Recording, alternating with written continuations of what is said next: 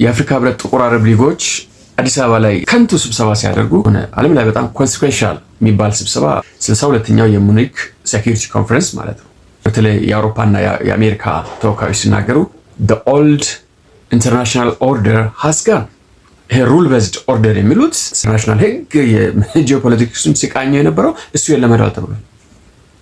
የጀርመኑ ቻንስለር መርዝ ይህን ነው ያለው። የፈረንሳዩ ማክሮን ይህን ነው ያለው።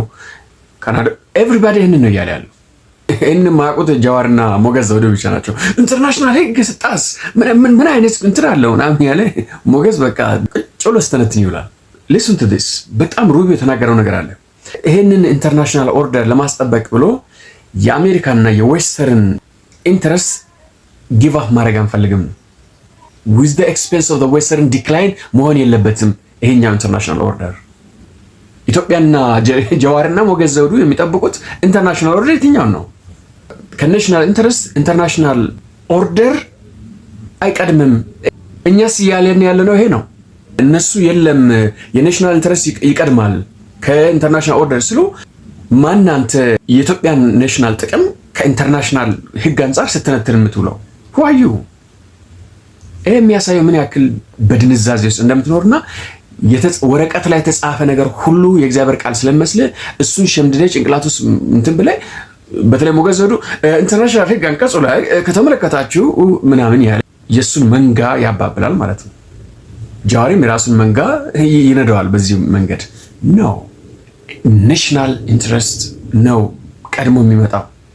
የአሜሪካ ውጭ ጉዳይ ሚኒስትር ማርኮ ሩቢዮ ጥቅል ሀሳብ ምንድነው?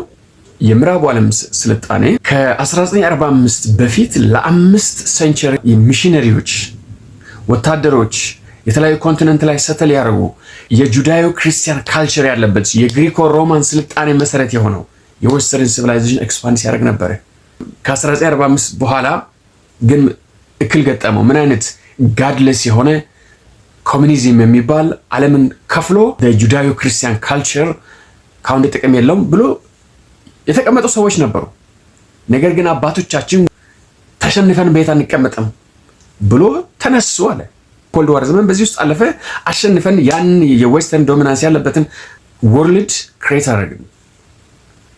አሁን ግን የምዕራቡ ዓለም ያመጣው ጀንደር ፖለቲካ ያመጡት የኢንቫይሮንመንት የክላይሜት ቼንጅ ምናምን የሚል ፖለቲካ ሙሉ የአውሮፓና የአሜሪካንን ኢንዱስትሪ ብትንትኑን አውጥቶ ባዶ አድርጎታል። አውሮፓ ባዶ አድርጎታል። አሜሪካን በተለይ ክላይሜት ቼንጅ የሚባለው ኢንዱስትሪ ገዳይ የምዕራቡን ስልጣኔ ኢንቴንሽናሊ ለማጥፋት የሩቢዮ ማኔጅድ ዲክላይን ኦፍ ዘ ዌስተርን ሲቪላይዜሽን ይለዋል። ይህንን አክሰፕት አድርገን መቀመጥ አንድ ነገር ነው።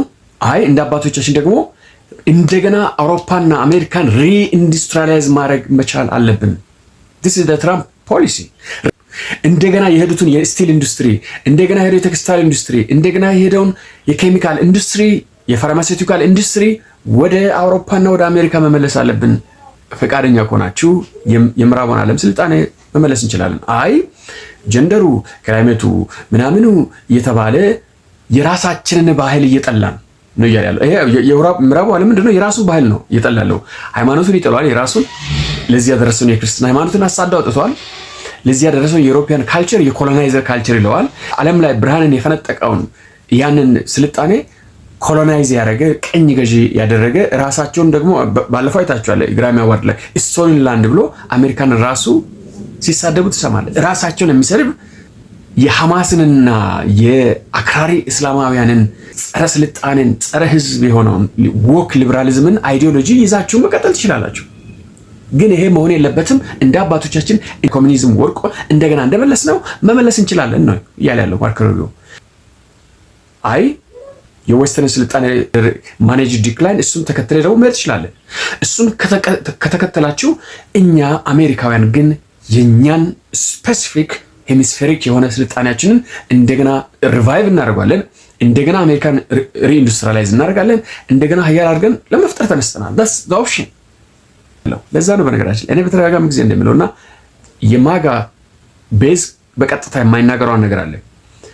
ራሽያ በአሁኑ ሰዓት ከአውሮፓ ይልቅ ለአሜሪካ ቅርብ መሆን ትችላለች። ምክንያቱም ክርስቲያን ነው፣ ምክንያቱም እስካሁን ድረስ የኮንቬንሽናል የሆነውን የጀንደር የክላይሜት አመለካከትና የክርስቲያኑ የስልጣኔ ሙሉ በሙሉ መደምሰስ አለበት ብላ አታምንም። ኮንዘርቫቲቭ ነው። ስለዚህ የኮንዘርቫቲቭ ዓለም ከራሽያ ጋር መስራት ይቀለዋል። እንደ ድሮ አምላክ የሌለው ኮሚኒስት አይደለም ራሽያ። ምዕራቡ ግን የአያቶላ ደጋፊ፣ የሐማስ ደጋፊ፣ የአይኤስአይኤስ ደጋፊ፣ የአልቃይዳ ደጋፊ፣ ሽብር ደጋፊ ሆኖ ነው በሙሉ አሁን የስልጣን ላይ ያለው። ኤቭሪ ሊበራል ይህን መንገድ ነው የመረጠው። and somebody was on the board ማነው? ሜርስ። በነገራችን ላይ የጀርመኑ ቻንስለር አውሮፓ ውስጥ ስላለ ፈርቷቸው ቀጥታ አይናገርም እንጂ he's a real conservative። እንደገና አውሮፓ ሚሊተሪያን መገንባት አለባት፣ እንደገና ኢንዱስትሪያን መገንባት አለባት፣ እንደገና ስልጣኔውን መመለስ አለባት ብሎ በግልጽ አስቀምጦ ወታደሩ ምኑም እንደገና መገንባት የጀመረ ሰው ነው ሜርስ። እንደ ማርኮን አይነት ከማንም ወንድ ጋር የተጋደመ ከርሞ መጥቶ የምዕራቡን የጅራዊ ክርስቲያን ካልቸርን ለማጥፋት የሚንቀሳቀሰው አይደለም። ይሄ የአፍሪካ ህብረት ኮተት ስብሰባ ጥቅም የለው ስብሰባ ተውትና ፎከስ ኦን ኮንሲኩዌንሻልስ ያ ነው። ይሄ ገንገበት ተሰብስቦ አዲስ አበባን ያግማማ ነው። ጽድት ያለ አዲስ አበባ ተሰርቶለታል። አሁን በቃ እዚህ መጣ ከረፈት